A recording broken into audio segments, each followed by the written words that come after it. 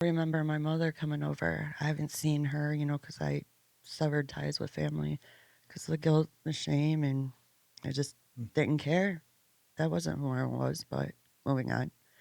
Um, she had come to my apartment door and for the longest time, and she wanted to say hi to check on me, which every caring parent would do.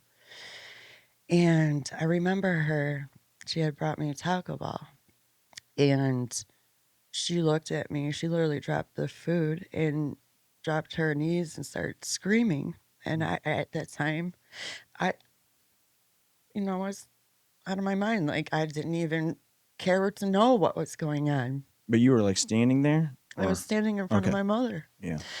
And I was just like oblivious to everything. I'm just like, what? She's like, your nose is bleeding. Your ears are bleeding. Oh my goodness. You are beyond yellow. You need to go seek help. You need to go to the hospital now. Little did I know at that point, all my organs were shutting down because of alcoholism. And I told her, because I can't even make this up if I want to, nor would I want to. I was oblivious, totally oblivious. Like, I didn't feel anything. I didn't. And I'm just like, I do remember looking at her and I'm like, no.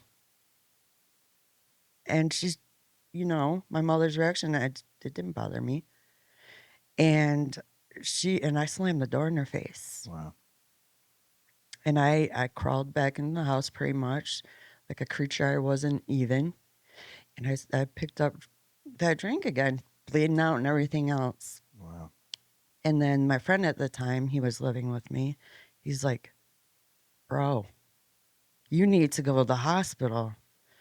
And after that, all I remember, Pastor Darren, was being in a wheelchair and going through those hospital doors that swing open. That's all I remember at that point. And from there, I was in a coma for 4 months. Wow. The doctors were telling my family, everybody there that was praying for me, there's absolutely no hope. None whatsoever. I was on life support. I got pictures. I probably showed you that. Yeah. And yeah, there's absolutely no hope for Joanie. There's no hope. Well, they had to make that decision, like, oh, should we, you pull that plug or what have you.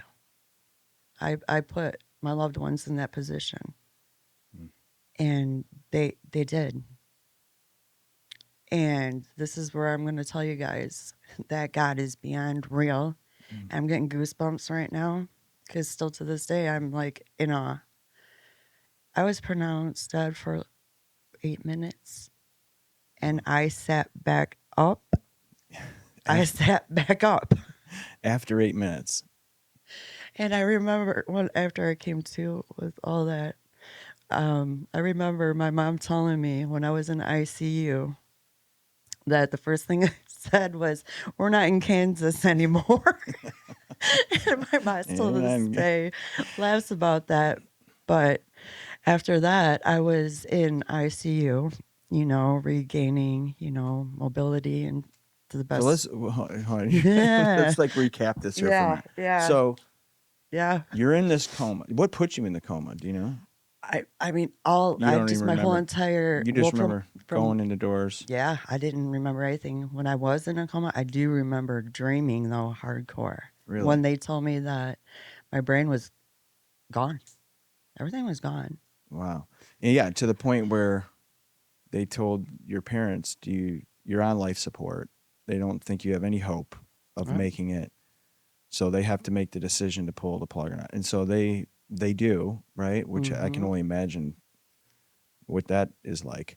But they do pull the plug. And you're actually at that point you're dead. I mean, like for all intents and purposes, you're actually pronounced dead. Yep. You're dead for 8 minutes. I mean, that's kind of a long time. It is too. I mean, it is. And then are they just?